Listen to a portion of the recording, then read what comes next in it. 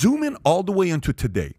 Zoom in, zoom in, zoom in, zoom in, zoom in until it's so close. Keep going. Zoom in, zoom in, zoom in, zoom in, zoom in.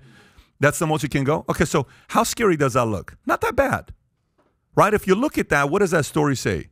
You're like, Pat, I mean, listen, man, what are you guys panicking? It's only 5.7%, okay? I mean, if you go a little bit back, keep going all the way, like put the thing on it. No, put the mouse on the, yeah, keep going back. When's the last time it was 5.7? Keep going back. 2008 coming down, keep right? Going, right there. Okay, when is that? 2008 coming down. Okay, so 2008, 5.7. All right. Now, in 2007, when it was 5.7, had we printed the amount of trillions of dollars that we printed now? No. But keep going back. We were printing houses. 6%. Keep going back. Keep going back. 7%. Keep going back. 7%. 8%. Keep going back. 9%. Keep going back. Keep going back. Keep going back. Now zoom in a little bit so everybody sees what happens here.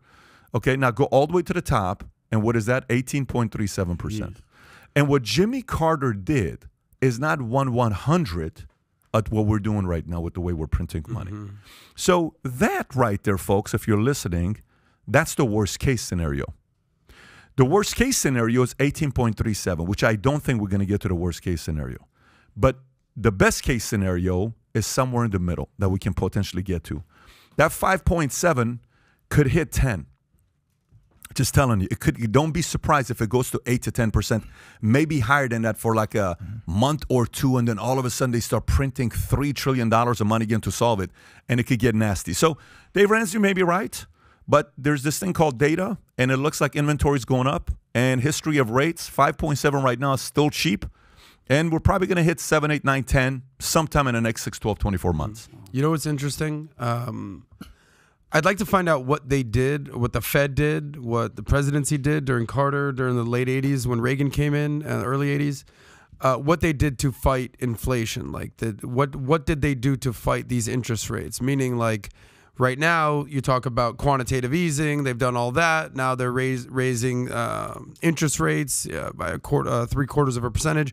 What did they do then, and how long did it take to settle down the economy? This is before my time. You were probably in your late teens, 20s during this time, so maybe you remember what they did economically. Do you remember what they did? Yeah, I did. My dad had conversations with me about it, and there's two things. And he used to say, he didn't talk about capitalism, but he said, listen, Reagan is going to expand the economy, and when the economy expands, taxes are created, and they naturally, cure a lot of the ills. They build jobs, so the government doesn't have to provide assistance.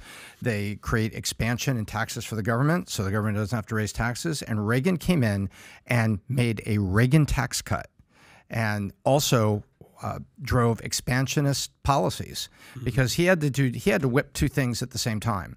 It was Jimmy Carter, and this is one of the great moments in presidential debates. Jimmy Carter had assailed Gerald Ford in 1976, that election, saying, Mr. Ford, there's a misery index on the American people. It's 5% interest rates and it's 6% unemployment. That's a misery index of 11 or 12, whatever it was. 4 years later, Reagan looked at him at the presidential debate and said, Mr. Carter, I'd like to remind you, you invented the misery index. And then it was up to 21. So he says, congratulations, you've increased the misery index, which you defined.